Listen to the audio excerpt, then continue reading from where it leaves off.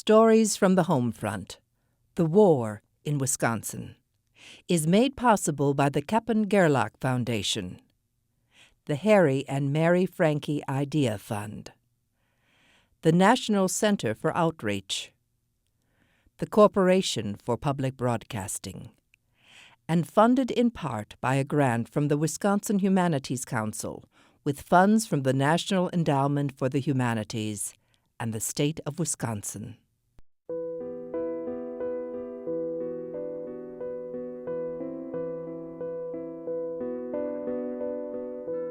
It was very important we get those B-29s up in the air.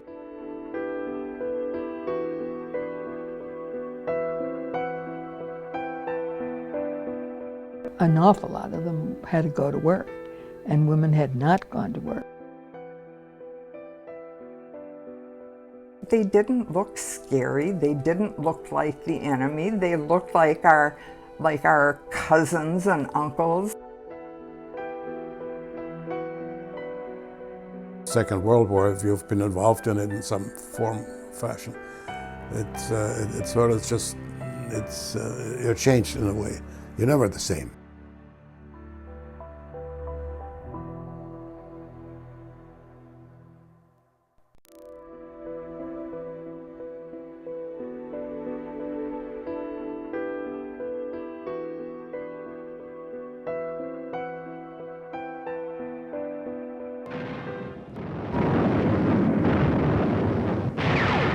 World War II was the second major war of the 20th century, and the deadliest. From Germany's invasion of Poland in 1939 to Japan's surrender in 1945, more than 100 million military personnel were called into action. More than 50 million lives were lost, about a third of those civilian casualties. Over 300,000 Wisconsin soldiers served during the war. We all knew we had to go to war. They took us right out of our class. Everybody, well, I can't wait till I'm 18 to go to the military and, fight the Japs. Wisconsin citizens actively participated in the war effort, facing the changes and challenges of everyday life.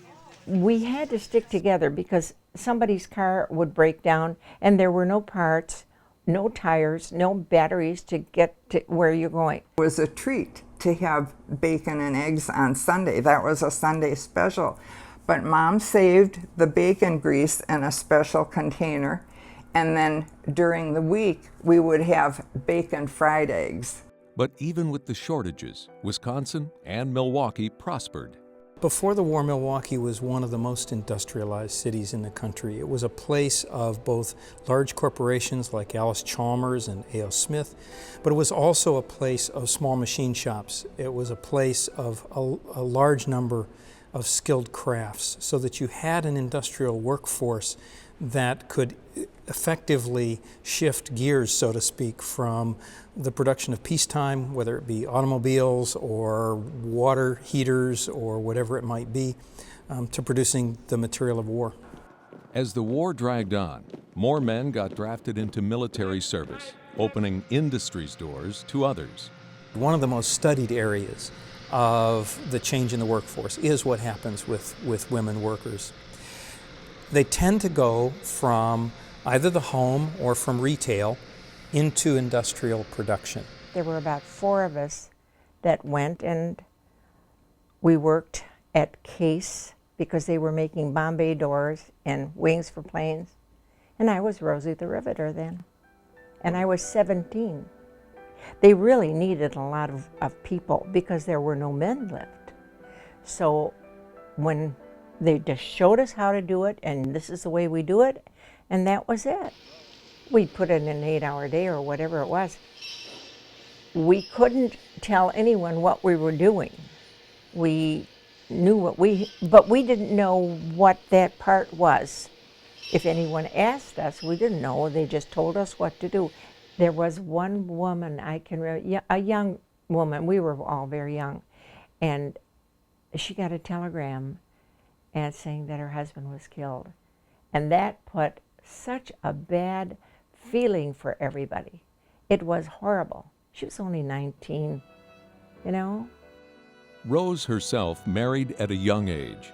She met a soldier who was home on sick leave.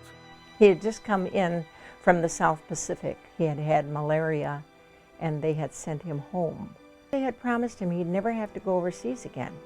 But in the interim, everything was going badly in Europe. So after being married 2 months, he left. And I didn't realize I was pregnant. We didn't know those things. We were so naive.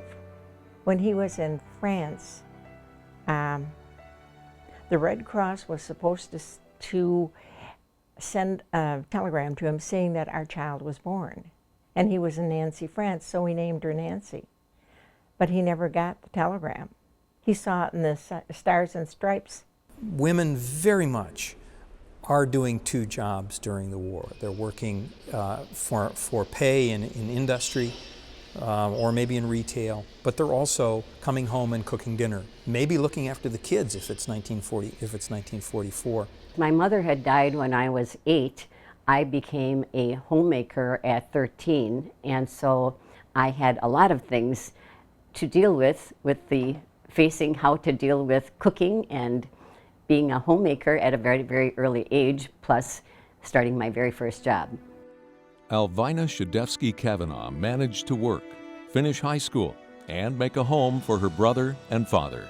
The war did provide us with some obstacles, such as not being able to get meat and butter and sugar and any of the products that I would have needed to start learning how to be a housewife, even though I was a homemaker. And so it was learning how to get to the store with the stamps, if I remember correctly, so that I had to proportion my buying so that it would last throughout the month. She also found time to volunteer with the Red Cross. I got involved in what they called rolling bandages for the Red Cross. And so a group of us ladies who worked together went to a building on National Avenue, and it was part of the USO. That was a real start for women, I think. And it changed their attitudes, it changed their positions. Women who had literally just cooked and raised kids and sewed and cleaned were now recognized as being able to do a lot more. And I think it was the first step toward women stepping up. Because of physical problems, Louise Yaffe's husband did not go into the service. He practiced law and bought property that included a bar. I had taken a bus out to Kinnickinnick Avenue, where this place was, and I was supposed to watch the bar, and I was also pregnant. So I rode the streetcar down from Oakland and Capitol down to South Kinnickinnick. The war had special implications for Louise and her family. I remember the oncoming of the whole Jewish problem, because I happen to be Jewish. And we began to hear about the Holocaust and its beginnings, and just words that would get through, but most of the time we just couldn't figure out that it could possibly be true. Louise's brother, Monty, enlisted when the war broke out. Toward the end of 1944 came the news that families dread. Monty had been killed in a plane crash. I was pregnant with my second child, and we just got the word that they had crashed, and they didn't expect that anybody was alive, but they'd keep in touch. And my father's hair turned white in about 2 weeks. My mother was phenomenal and held on, and we all just were waiting for word. And they were over at the house with my first kid, and the phone rang, and it was somebody saying that Monty was okay. At the end of the war, when the soldiers return, many women leave the workforce, but not all. Louise Yaffe leaves to raise her family. Alvina Kavanaugh stays until the birth of her son. Rose Truckee changes occupations, eventually becoming vice president of a bank. A number of authors talk about the fact that the World War II is this watershed event for women workers. It's the event that starts, in a sense, the modern women's movement. And I disagree with that basic perspective. If you look at the statistics, there is a major blip during the war when women enter the workforce in very large numbers. But if you take that blip out, there's a steady progression over time. So that what's really happening is, well before World War II, women are entering the workforce and there's this steady progression. The other thing, and it really reflects the nature of women's work and employment during the war, there's this broad assumption, I think, in the American populace that women enter the workforce for the first time in World War II, and that just isn't true. The war also opened industry's doors for African Americans. Blacks started being hired to work in industry around the beginning of the 20th century. But black employment in factories was cyclical. They would be hired and then let go and hired again. World War II would change that. I think, in fact, we could say that World War II did a number of things for blacks. For one thing, it sort of created conditions under which African Americans who had been sort of mired in unemployment at disproportionately high levels were able finally to gain reemployment. When the war started, when I turned 16, you could be hired to work in the factories. And the thing is, get a job to defeat the Japs, you know. So I was a forklift driver at Ellis Chalmers. They had a counselor at school, and he said, if you're 16 years old, you can work in the summer, you know, in a factory or something. And you had to have a work permit, of course. And the parents, okay, we did. Many of us did. And that was my first job. And I felt very proud of, you know, being able to work during the summer and really help. A few companies, like Alice Chalmers, hired blacks, but most did not. When I got to A.O. Smith, there was this guy who checked us in, or gave us our orientation, who told us, don't you let nobody shove no mess on you. You're just as good, you're a United States citizen, you're just as good as anybody else is. And I often wondered what happened to that guy after the war was over, because it didn't turn out to be that way. Nobody was as good as anybody else if your skin was tinged with anything other than white. Nelly Elizabeth Wilson had applied twice to A.O. Smith and been turned down. A mother with 2 children, separated from her husband, she applied a third time and was finally hired. It was wartime, and they used to tell me all the time things are going to be different when A.O. Smith starts paying the bill, but the government is going to pay the bills now. Companies seeking government defense contracts had to practice open employment because of Executive Order 8802. It was black political power that caused President Roosevelt to issue the order. A. Philip Randolph, head of the Brotherhood of Sleeping Car Porters and other civil rights leaders, created the March on Washington movement in 1941 to highlight the problems black workers faced in the defense industry. The March on Washington movement really made the point that World War II, for all of the benefit that it had sort of brought in terms of opening up opportunities for workers to enter industry, that for black workers it would not be automatic. That even in the case of vacancies and a cry for labor, industrialists were not hiring black people, even though they claimed that there were all these openings. Randolph threatened to bring the largest number of black protesters Washington, D.C. had ever seen to attract attention to his cause. Roosevelt issued the order. As a result, Nelly Wilson was hired at A.O. Smith, working as a precision inspector, checking measurements, examining blueprints, and inspecting airplane propellers. it was very important we get those B-29s or B whatever it was up in the air, and that it not be our fault if we could help it, that some of them would not come back home alive. When the war ended, so did Nelly's job, but she was called back to the company a year later. She stayed at A.O. Smith until her retirement in 1969. While there, she became active in union activities. She also participated in the 1963 Great March on Washington. Bob Harris got drafted, served at the end of the war in Korea, and came home. I probably could have gone back to Alice Chalmers at that time if I wanted to, but my goal was to, to go to college. That was my dream. Bob used the GI Bill to realize his dream, taught school and coached athletics. The gains that African Americans made in industry helped the black community expand from 10,000 residents in 1945 to over 100,000 by 1970. We had relatives that came from the South, many other families too had relatives came because they heard about the jobs. It was a long train ride, but once they got here, they were employed for many years. Many retired from these factories.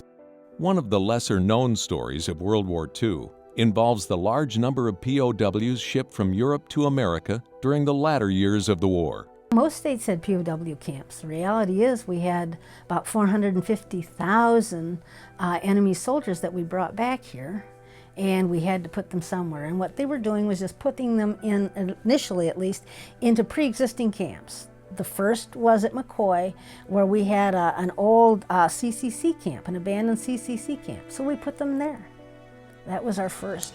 And then they were putting them in military bases and in little camps here and there, all across the country. We did get more than our share, I suppose, because we ended up with about 20,000 for our state. But that was, it was common to have them in most states.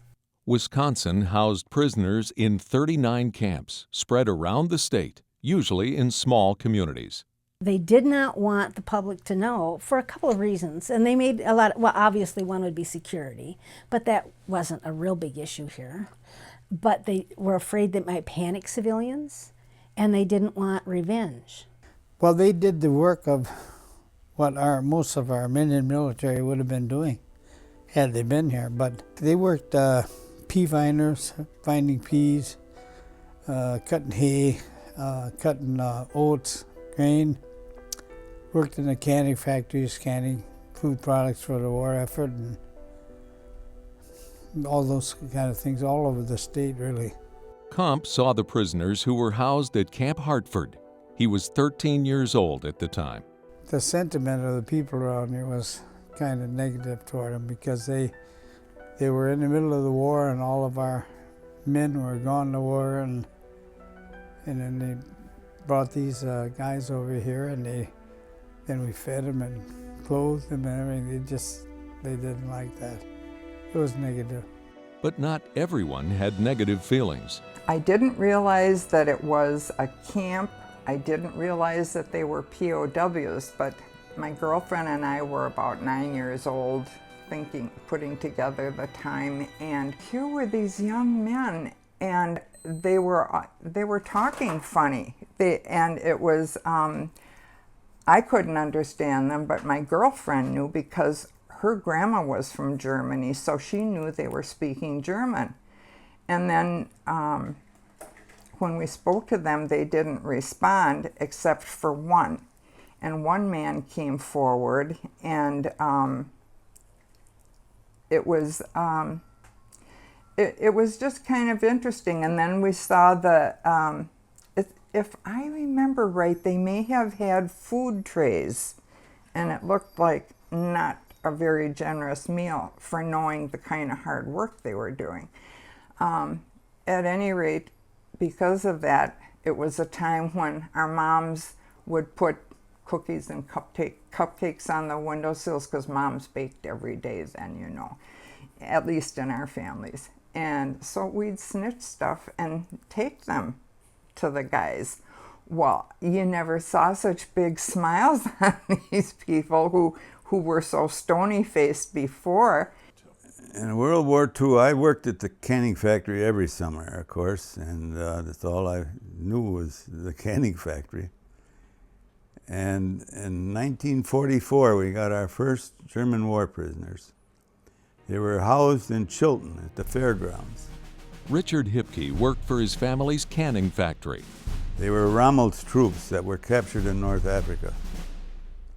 And some of them were from the Hitler Youth Movement. And I said "Mach schnell" many times, and they didn't like it. But we had guards walking around the plant with, one of them was a submachine gun, but I don't think it was loaded. But the most interesting and probably most depressing in some ways was the girl problems. That was the biggest problem for the military camp commanders, was to keep the girls out. Now, if you think about that, they're the only guys in town. Our men are all gone, okay? And so here these women, and here's these good-looking guys. We got letters from them to get, some of them fell in love with some of the girls working in our plant. So we got mail. Now we got to forward this mail to these girls, and they were embarrassed. Hipke enlisted in the Navy. After his tour of duty, he returned home and eventually became president of the family business. As far as the population in Wisconsin is concerned, we were just like misplaced relatives, so to speak, you know. And I remember when I was in Milwaukee, in Bill Mitchell Field, there were two places other than the farm that I and a couple of my buddies worked on. One was a mink farm, and the other was a sauerkraut factory. Harry Hetz joined the medical officers program of the German Air Force in 1942. He was captured and brought to America in 1943. Like most prisoners, he was rotated through a number of camps. He worked at a canning factory in Waupun. You are aware, of course, that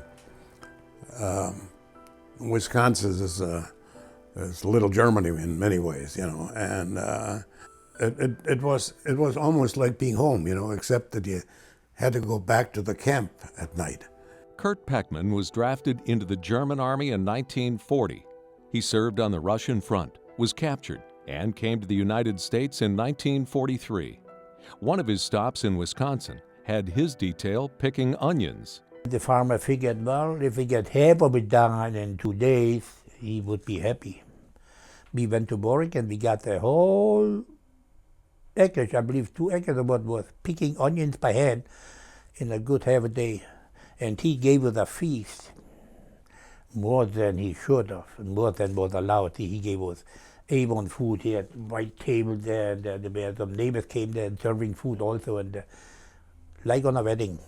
We had beer, we had schnapps. That was against the law, see, but he gave it to us anyhow, see, and he was so happy because no matter where we worked, actually, there was no complaints ever that the POWs did not behave. Prisoners of war were usually shipped stateside. Milwaukeean Ed Green, a member of the Coast Guard, was stationed aboard the USS General W.H. Gordon, one of the ships that carried troops to Europe and brought prisoners of war back to the United States. One of our big jobs, we carried thousands, literally thousands of German prisoners back, one after the other and everything, and about 500 or more in one load. I found contact with the German prisoners to be very good, and talked with dozens upon dozens of them. I mentioned to one fellow, I was talking to him, I talked to him quite a bit, and he hung around the carpenter shop, and he was almost exactly my age. And he was fought along with Rommel in North Africa.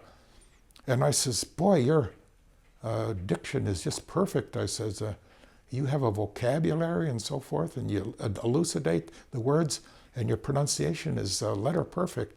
He says, I'm a Harvard graduate. I said, what are you doing in a Wehrmacht? And he says, well, When I completed school, my folks still lived in Germany. So after I graduated, I just went back to Europe and immediately wound up in the Wehrmacht. And he says, like you, probably none of us were overly happy about the war, but it's one of those things. At the end of the war, the prisoners were repatriated. Many sought to come back to the United States and asked the farmers they had worked for to write letters of support. A lot of those farmers, with this correspondence, said, yeah, you worked hard for me before, you can come, and I'll sponsor you. And we know nationwide of at least 5,000 that came back. And I know about 30 that came back here from Wisconsin, and I'm sure I don't know anywhere near all of them. Harry Hetz finished his medical studies in Europe and returned to the U.S. He served a medical internship, settled in the Chicago area, and was then drafted into the United States Army. When I became a licensed physician and surgeon, I was eligible for military service. Well, this was then in 1955. See, the Korean War was over. Kurt Peckman came back to Wisconsin and started his own business in Madison, Peckman Memorials. He began to earn a reputation for designing and building memorials for American veterans. I figured myself a friend of the American veterans. And that's why I gave them all the good big discounts. And that got around us here, and then I don't know who was in charge of it at that time, but they had a big ceremony there. I believe Mr. Toki was involved in it too. I was invited to the VFW hall here, and then had a great big celebration there, and here I got the American Purple Heart. And I can't believe it that the ex-German prisoner of war gets American Purple Heart. I cried when I got it, because the ex-POW, that's the only one in American history that ex-POW gets American Purple Heart. So, and can't get over it yet. Stories from the Home Front, the war in Wisconsin, is made possible by the Peckman Gerlach Foundation, the Harry and Mary Franke Idea Fund, the National Center for Outreach, the Corporation for Public Broadcasting, and funded in part by a grant from the Wisconsin Humanities Council with funds from the National Endowment for the Humanities and the state of Wisconsin.